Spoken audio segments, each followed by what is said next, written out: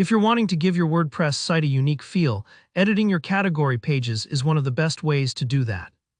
By the end of this tutorial, you'll know exactly how to customize your category layout using WordPress 2025's powerful site editor.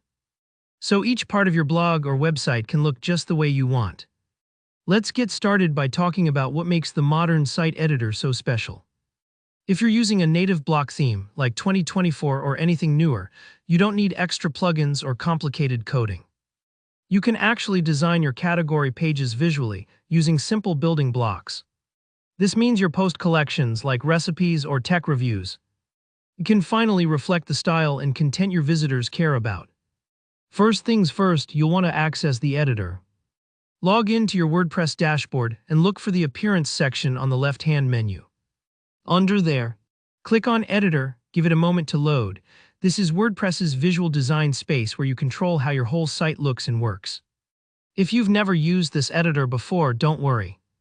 It's a lot like building with digital Lego blocks, and you can always undo anything you're not happy with. Now we need to find the template for your category pages. Along the left, look for Templates, click on it, and you'll see a list of all the templates that control different parts of your site, like your homepage. Single posts, and right here something called Archive, in WordPress language. Archive means any page that lists a group of posts, including categories, tags, and more. If you want to edit all category pages at once, you can simply click on Archive, but let's say you want your travel category to have its own unique layout. Different from recipes or news, in that case. Click the little plus icon at the top. Then choose Category Archive. You'll be given the option to select a specific category. Awesome. Pick the one you want to customize, and WordPress will create a template just for it. With your template open, now comes the creative part, customizing the layout. The heart of your category page is the query loop block.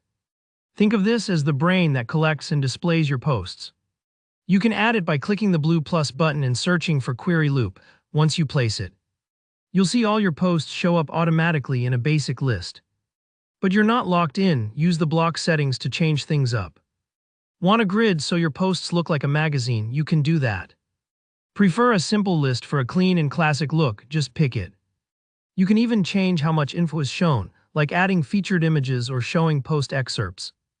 Don't forget about the details that make your page truly useful. Add a category title block to pull in the actual category name. This ensures that no matter what you rename your category to in the future, the title will always stay accurate and dynamic.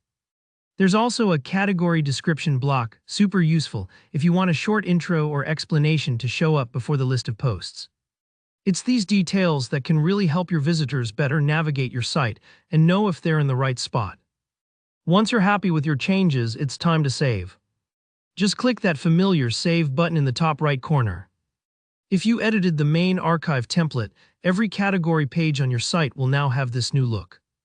If you made a custom category template, just that one will change, so you can have as much or as little variety as you want across your site.